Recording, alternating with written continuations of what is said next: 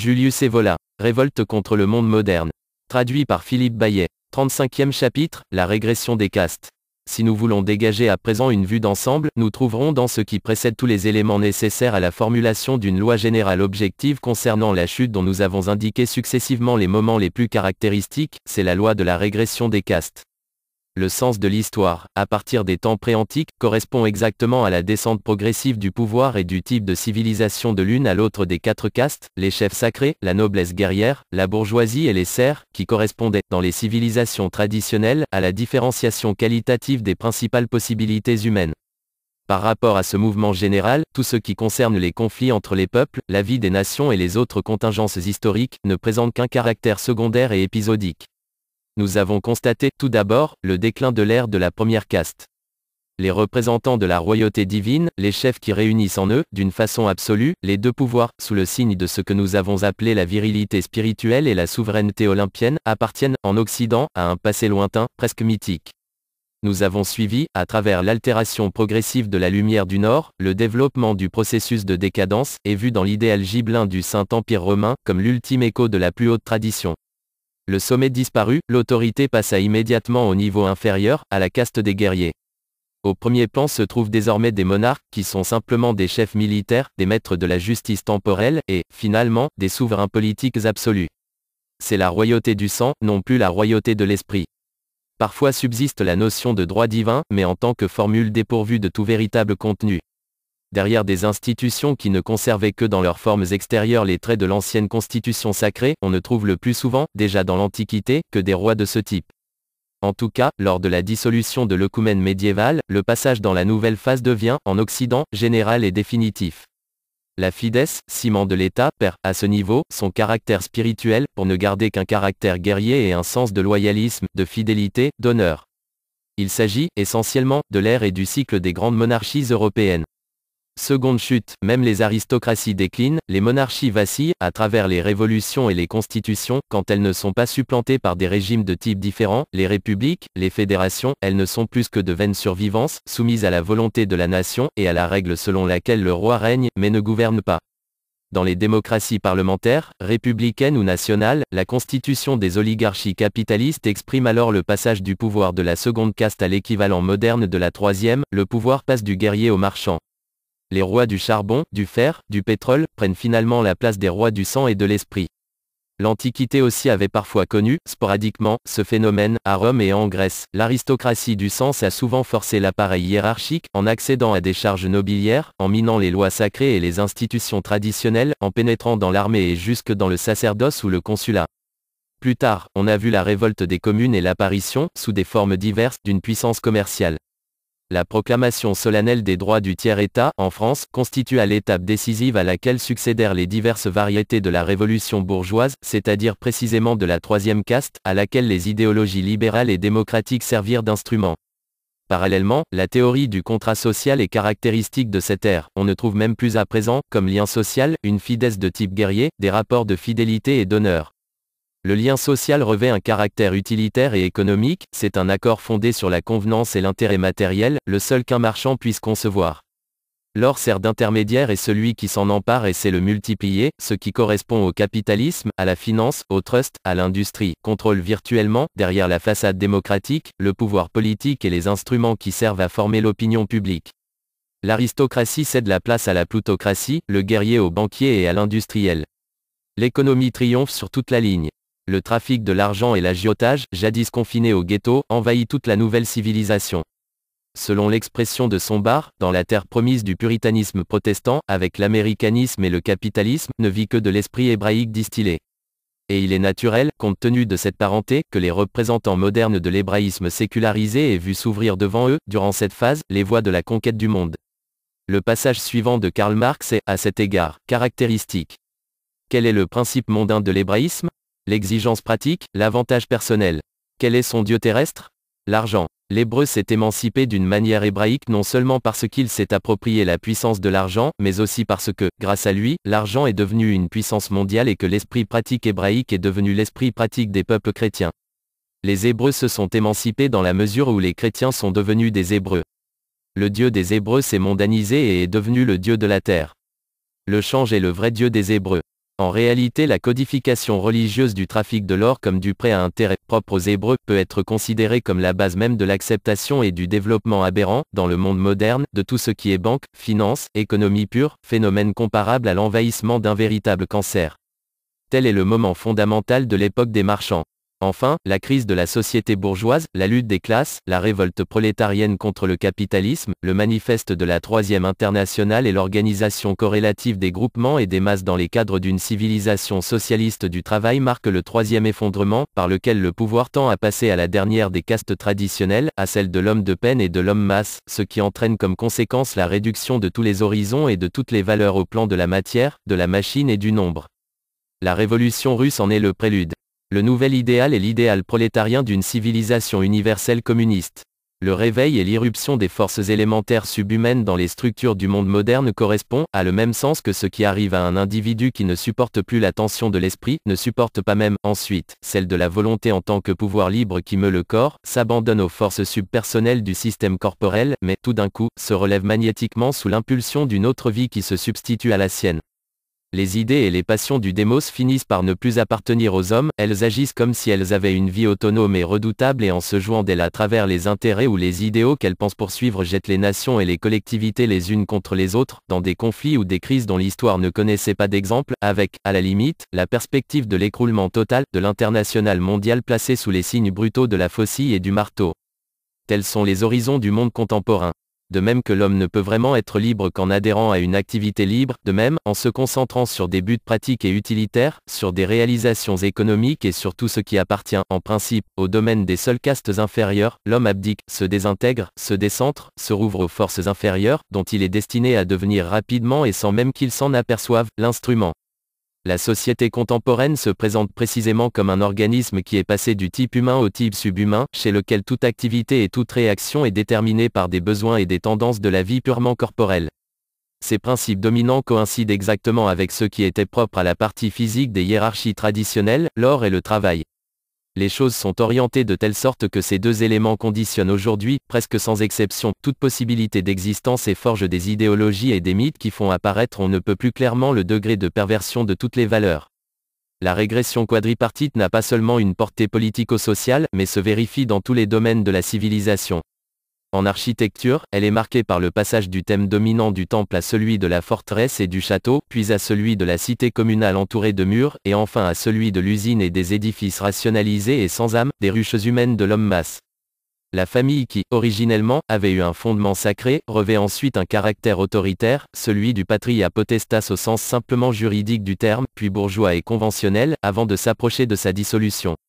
On constate des phases analogues en ce qui concerne la notion de guerre, de la doctrine de la guerre sacrée et de la mors triomphalis, on passe à la guerre faite pour le droit et l'honneur de son prince. Dans une troisième étape, ce sont les ambitions nationales liées au plan et aux intérêts d'une économie et d'une industrie visant à l'hégémonie qui déchaîne les conflits. Enfin apparaît la théorie communiste, qui considère la guerre entre nations comme un résidu bourgeois, la seule guerre juste étant la révolution mondiale du prolétariat contre la société capitaliste et soi-disant impérialiste.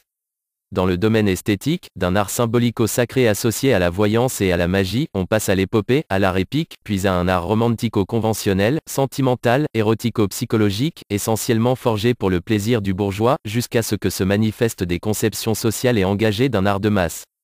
Le monde traditionnel connaissait l'unité supra-individuelle propre aux ordres, et en dernier lieu, en Occident, aux ordres ascético-monastiques. Les ordres chevaleresques leur succédèrent. Après ceci, apparaît l'unité jurée des loges maçonniques en vue de la préparation des révolutions du tiers-État et de l'avènement de la démocratie. Enfin le réseau des cellules révolutionnaires et activistes de l'internationale communiste, ayant pour but la destruction de l'ordre précédent. Mais c'est sur le plan de l'éthique que le processus de dégradation est particulièrement visible. Alors que la première époque se caractérisait par l'idéal de la virilité spirituelle, l'initiation et l'éthique du dépassement du lien humain, alors que l'époque des guerriers reposait encore sur l'idéal de l'héroïsme, de la victoire et de la seigneurie, sur l'éthique aristocratique de l'honneur, de la fidélité et de la chevalerie, à l'époque des marchands l'idéal devient l'économie pure, le gain, la prospérité et la science comme instrument d'un progrès technico-industriel au service de la production et de nouveaux gains, jusqu'à ce que l'avènement des esclaves élève à la hauteur d'une religion le principe de l'esclave, le travail. La haine de l'esclave va jusqu'à proclamer sadiquement que celui qui ne travaille pas ne mange pas, et son idiotie, en se glorifiant elle-même, fabrique des encens sacrés avec les exhalaisons de la sueur humaine. Le travail élève l'homme, la religion du travail, le travail comme devoir social et éthique, l'humanisme du travail. Nous avons déjà vu que le monde antique dédaigna le travail parce qu'il connaissait l'action. L'opposition entre l'action et le travail, en tant qu'opposition entre le pôle spirituel, pur et libre, et le pôle matériel, impur et pesant, des possibilités humaines, était à la base de ce mépris. C'est la perte du sens de cette opposition, la réduction bestiale du premier terme au second, qui caractérise au contraire les derniers âges. Et alors qu'anciennement, par une transfiguration intérieure due à sa pureté et à sa valeur d'offrande orientée vers le haut, tout travail pouvait se racheter jusqu'à devenir un symbole d'action, en sens inverse, à l'époque des esclaves, tout reste d'action tend à se dégrader en travail. Le degré de décadence de la morale moderne plébéo-matérielle par rapport à l'ancienne éthique aristocratico-sacrée est illustré par ce passage du plan de l'action à celui du travail. Les hommes supérieurs, même à une époque relativement récente, agissaient ou dirigeaient des actions. L'homme moderne travaille. La différence, aujourd'hui, n'existe qu'entre les divers genres de travail. Il y a les travailleurs intellectuels et il y a ceux qui offrent leurs bras et travaillent à la machine. En même temps que la personnalité absolue, l'action, dans le monde moderne, est en train de mourir. De plus, alors que l'Antiquité considérait comme particulièrement méprisable, parmi les arts rétribués, ceux qui étaient au service du plaisir, c'est là, au fond, le genre de travail le plus considéré aujourd'hui du savant, du technicien, de l'homme politique, du système rationalisé de l'organisation productive. Le travail converge vers la réalisation d'un idéal d'animal humain, une vie plus aisée, plus agréable, plus sûre, le maximum de bien-être et le maximum de confort physique. Dans l'ère bourgeoise, même l'engeance des artistes et des créateurs s'identifie pratiquement à cette classe qui est au service du plaisir et des distractions d'une certaine couche sociale, à cette classe de serviteurs de luxe qui lui correspondit chez le patriciat romain ou chez les seigneurs féodaux du Moyen Âge. Si les thèmes propres à cette dégradation trouvent sur le plan social et dans la vie courante leurs expressions les plus caractéristiques, ils ne manquent pas d'apparaître aussi sur le plan idéal et spéculatif. Pendant la période de l'humanisme, le thème anti-traditionnel et plébéien s'annonce déjà dans les vues d'un Giordano Bruno, qui, en intervertissant les valeurs, exalte d'une façon masochiste et particulièrement béotienne, par rapport à l'âge d'or, dont il ne sait rien, l'âge humain de la fatigue et du travail, il appelle donc divine la brutale poussée du besoin, parce qu'elle crée des arts et des inventions toujours plus merveilleux, éloigne toujours plus de cet âge d'or, considéré comme un âge animalesque et oisif, et rapproche les hommes de la divinité. On trouve là comme une anticipation de ces idéologies, liées d'une façon très significative à la Révolution française, qui considérèrent précisément le travail comme la clé du mythe social et évoqueront de nouveau le thème messianique en termes de travail et de machinisme, en glorifiant le progrès et le triomphe sur l'obscurantisme. Voici d'ailleurs que l'homme moderne, consciemment ou inconsciemment, commence à étendre à l'univers et à projeter sur un plan idéal les expériences faites dans l'usine, et dont le travail productif est l'âme. Bergson, le philosophe de l'élan vital, est aussi celui qui a indiqué l'analogie entre l'activité technique fabricatrice, reposant sur un principe purement utilitaire, et les procédés de l'intelligence elle-même, tels qu'un moderne peut la concevoir. D'autre part, le ridicule ayant été jeté à pleine main sur l'ancienne idéal inerte de la connaissance contemplative, tout l'effort de la philosophie moderne de la connaissance, dans ses courants les plus vivants, tend à ramener la connaissance au travail productif. Connaître c'est faire. On connaît vraiment ce que l'on fait. Verum et factum convertauntur. Et du fait que, selon l'irréalisme propre à ces courants, être signifie connaître, esprit veut dire mental, et que le processus productif et immanent de la connaissance s'identifie au processus de la réalité, ce qui se reflète jusque dans les régions les plus élevées, et s'impose précisément comme vérité pour elles, c'est le mode de la dernière des castes, le travail productif divinisé. Il existe donc, sur le plan même des théories philosophiques, un activisme qui paraît être solidaire du monde créé par l'avènement de la dernière caste, solidaire de la civilisation du travail. Et en vérité, les idéologies modernes relatives au progrès et à l'évolution, et qui ont eu pour conséquence de pervertir avec une inconscience scientifique toute vision supérieure de l'histoire, de fomenter la destruction définitive des vérités traditionnelles, de créer les alibis les plus captieux pour la justification et la glorification du dernier homme, ne reflètent, en général, rien d'autre que cet avènement. Nous l'avons déjà dit, le mythe de l'évolution n'est pas autre chose que la profession de foi du parvenu. Si l'Occident considère désormais comme vérité, non plus la provenance d'en haut mais la provenance d'en bas, non plus la noblesse des origines, mais bien l'idée que la civilisation naît de la barbarie, la religion de la superstition, l'homme de la bête, la pensée de la matière, toute forme spirituelle de la sublimation ou transposition de la matière originelle de l'instinct, de la libido, des complexes de l'inconscient collectif, et ainsi de suite, il faut voir dans tout cela beaucoup moins le résultat d'une recherche déviée qu'un alibi, quelque chose que devait nécessairement être porté à croire et vouloir comme vrai, une civilisation créée par des êtres venant d'en bas, par la révolution des esclaves et des parias contre l'ancienne société aristocratique. Et il n'existe pas de domaine où, sous une forme ou sous une autre, le mythe évolutionniste ne se soit insinué d'une façon destructrice, au point de renverser toute valeur, d'empêcher toute vérité de poindre, d'élaborer et de consolider dans toutes ses parties, presque comme dans un cercle magique sans issue, le système du monde propre à une humanité déconsacrée et prévaricatrice. L'historicisme, complice du prétendu idéalisme post-hegelien, arrive à voir l'être de l'esprit absolu dans son se faire lui-même, dans son autoctise. Il n'est plus l'être qui domine, qui se possède lui-même, le modèle métaphysique devient le self-made man. Distinguer la chute qui se produit le long des chemins de l'or, époque des marchands, de celle qui se produit le long des chemins du travail, époque des esclaves, n'est pas facile, car toutes deux sont unies par des rapports d'interdépendance. En effet, de même que de nos jours on ne trouve plus répugnant, absurde et contre nature de considérer le travail comme un devoir universel, on ne trouve pas davantage répugnant, mais au contraire tout à fait naturel, d'être payé. Mais l'argent, qui ne brûle plus aucune main, a créé le lien invisible d'un esclavage beaucoup plus dur et abject que celui que justifia et maintenait dans l'Antiquité, au moins la haute stature de seigneur et de conquérant. Toute forme d'action tendant à devenir une forme de travail, il s'y associe toujours une récompense, et alors que dans les sociétés modernes l'action, assimilée au travail, se mesure à son rendement et l'homme à son succès pratique et à ses gains, alors que Calvin a servi, comme on l'a dit, d'entremetteur pour que le lucre et la richesse s'entourent presque de l'auréole mystique d'une élection divine attestée, le spectre de la faim et du chômage pèse sur les nouveaux esclaves comme une menace plus terrible encore que celle du fouet antique. Il est possible, en tout cas, de distinguer approximativement une phase dans laquelle la volonté de gain des individus qui centralisent la richesse et donc le pouvoir, constitue le thème central, phase qui correspond à l'avènement de la troisième caste, et une phase ultérieure en formation, caractérisée par une économie devenue indépendante, collective ou socialistiquement étatisée, qui correspond à l'avènement de la dernière caste. À cet égard, il est intéressant de remarquer que la dégradation du principe action dans la forme propre aux castes inférieures, le travail, la production, s'accompagne souvent d'une dégradation analogue du principe ascèse. On voit naître une ascèse de l'or et du travail. L'un et l'autre, de moyens, deviennent des fins, des choses à aimer et à rechercher pour elles-mêmes. Travailler et poursuivre la richesse ne signifie même plus poursuivre indirectement le plaisir, mais devient une vocation et presque une mission dans certaines couches des nouvelles sociétés. On voit ainsi, en particulier en Amérique, certains capitalistes jouir moins de leur richesse que le dernier de leurs employés ou de leurs ouvriers. Il ne s'agit pas, pour eux, de posséder la richesse, d'être libre envers elle et de s'en servir pour déployer certaines formes de magnificence, de qualité, de sensibilité pour diverses choses précieuses et privilégiées, comme c'était le cas dans les aristocraties. Loin de là, ils n'en sont, pour ainsi dire, que les simples administrateurs. Dans la richesse, ces êtres ne poursuivent que la possibilité d'une activité plus grande, ils sont comme des instruments, impersonnels et ascétiques, dont l'activité est vouée à recueillir, à multiplier et à lancer dans des filets toujours plus vastes, qui renferment parfois des millions d'êtres et les destins des nations, les forces sans visage de l'argent et de la production.